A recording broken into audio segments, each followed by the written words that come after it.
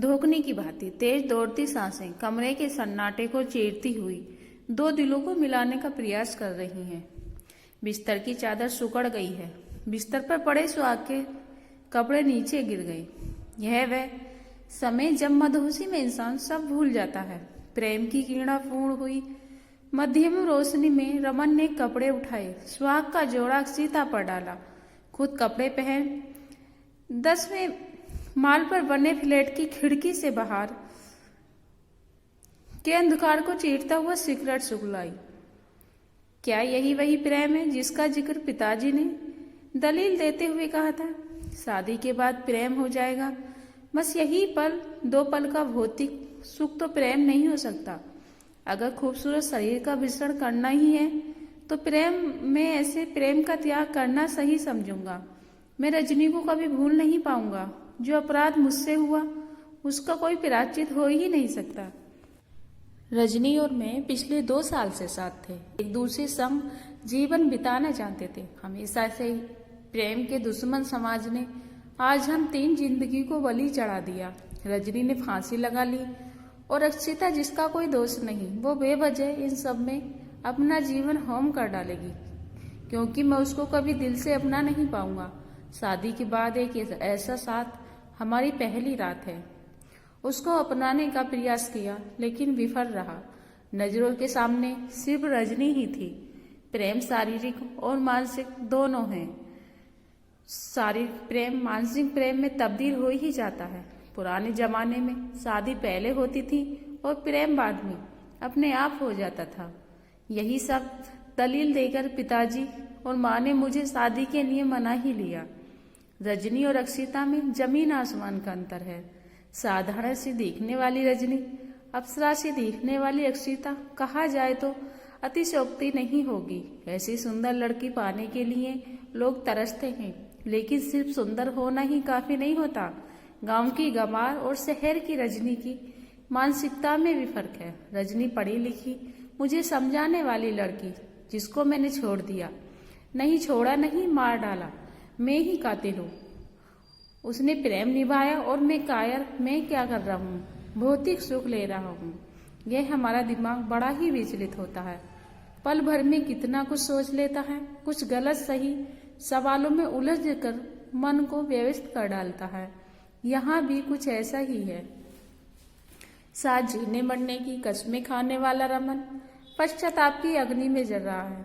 कमरे की मध्यम रोशनी में रमन घुटनों के बल बैठा सुलग रहा है, जिसका दिल बिस्तर पर बैठी अक्षिता कमरे के फर्श पर पड़ी जलती हुई सिगरेट के धुएं में अपने भविष्य को तलाश रही है।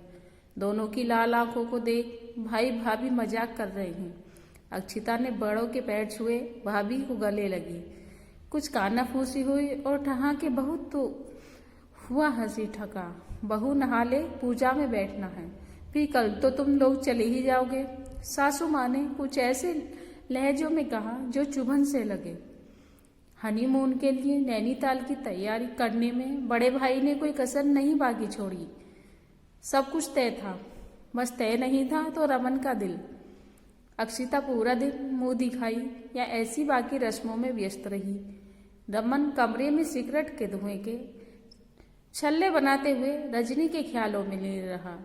सुहाग की दूसरी रात अक्षिता दूध का गिलास हाथ में लेकर कमरे में आई। धुएं के बीच दम घुटने लगा। बिस्तर पर रमन पैर पर पैर रखकर लेटे हुए कुछ बढ़ रहा है। अक्षिता को दूध का गिलास लिए गर्दन झुकाए खड़ा देख रमन बोला, दूध पीकर सो जाओ, सुबह जल्दी उठना है। एक रूखा सा व्यवहार जो नए नवेली दुल्हन ही क्या, किसी को भी पीड़ा देने के लिए काफी था।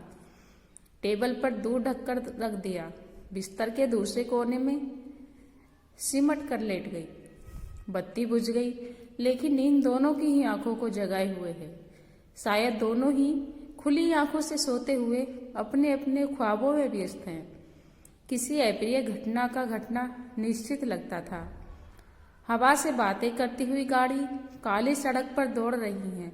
सुहाना मौसम, उस पर पहाड़ी नज़ारे दोनों के चेहरे पर खुशी नहीं दे रहे। ड्राइवर गाड़ी चला रहा है, दोनों पिछली सीट पर अनजान से बने बैठे हैं। 5 घंटे का लंबा सफर खामोशी में बीता।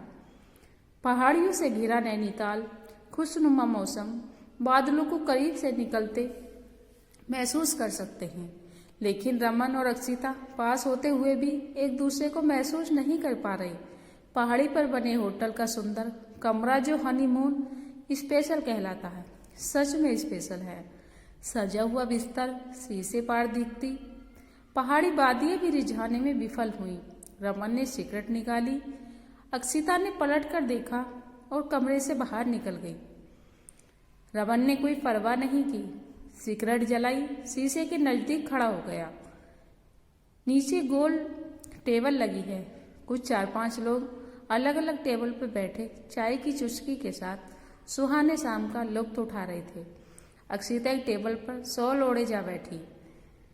अक्षिता ने गर्दन उठाकर ऊपर देखा। रमन ने चाहते हुए भी 2 कदम पीछे हो गया, ऐसे ही जैसे कोई चोर एक सिपाही से घबरा जाता है। इस बेचारी का क्या दोष है? सच में 2 परिवारों के फैसले ने इस जैसी लड़की की जिंदगी बर्बाद कर डाली। पहाड़ी इलाके में दिन जल्दी ढलता है, सभी साथ ही तो बजे हैं, ऐसा लगा है मानो रात हो गई हो। कमरे का दरवाजा खोलते हुए अक्षिता कमरे में दाखिल हुई। इतनी देर कहाँ लगाई? बताकर तो जाना था। लगभग डांटते हुए रमन ने अपनी बात कही, लगभग इसलिए क्योंकि उसके स्वर तेज थे, लेकिन अपनापन नहीं था। अक्षिता बिस्तर के कोने में सिमट कर लेट गई। खिली हुई धूप पहाड़ी वादियों को और भी खूबसूरत बना देती है। दोनों टहलते हुए वादियों का नजारा ले रहे थे। दूर पहाड़ियों पर जमी बर्फ शायद दोनों के मुंह में ही जमी हुई है। 2 पहाड़ियों के बीच तार के सहारे चलने वाले हिंडोलों की सवारी में सवार दोनों जन नीचे खाई की गहराइयों का जायजा ले रहे हैं। साथ जीने मरने की कस्में खाई थी, वो चली गई और मैं कायरों की तरह जी रहा हूँ। अब समय आ गया है प्यार के वादे पूरे करने का, मुझे भी मर जाना चाहिए। रमन का एक हाथ सेफ्टी बेल्ट पर गया। सेफ्टी बेल्ट खोलकर कूद पाता अक्षिता बोल पड़ी, जब से मेरा रेप हुआ है तब से मेरा आत्महत्या के ख्याल आते हैं। इस गहरी खाई को देखकर भी यही।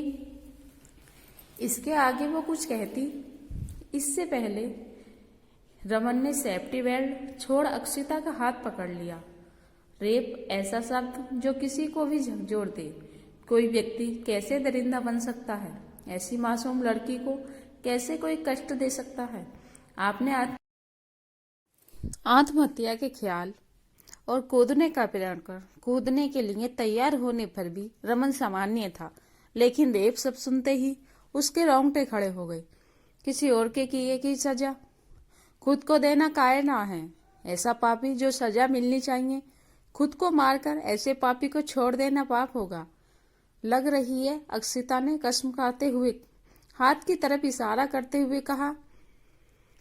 रमन ने महसूस किया उसने अक्षिता का हाथ कुछ इस तरह जकड़ा था कि उसके हाथ की नाड़ियां तक थम गई।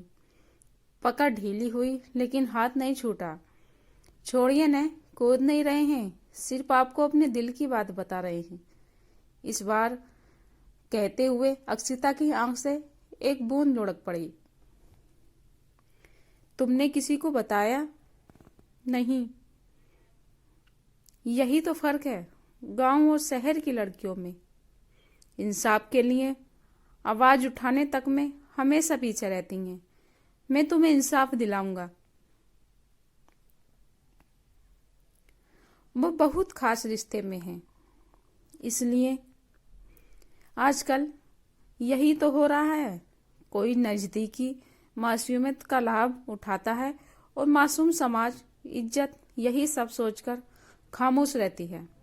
कौन है बताओ मुझे? मैं रमन का खून खोल रहा था। गुस्से में भरे अल्फाज भी उसके गुस्से को बता नहीं पा रहे थे। टन की आवाज के साथ सफर खत्म हुआ। हिंडोला वापस नीचे आ चुका था। रमन ने हाथ छोड़ दिया। हाथ छोड़ते ही अक्षिता आगे बढ़ गई। मैं तुम्हारा पति हूँ, तुम मुझे बता सकती हो। रमन पीछे पीछे था और अक्षिता के कदम होटल की तरफ बढ़ते जा रहे थे। बड़े हक के साथ उसने बोला, मैं तुम्हारा पति हूँ, इसलिए यही पति अभी कुछ देर पहले खुद आत्महत्या करने जा रहा था। उस मासूम को एक अनजान शहर में छोड़कर होटल के अपने हनीमून स्वीट में बेड पर दोनों एक साइड पैर लटकाए बैठे रहे। रमन समझदार है, वो रिग्गी नहीं होना चाहता।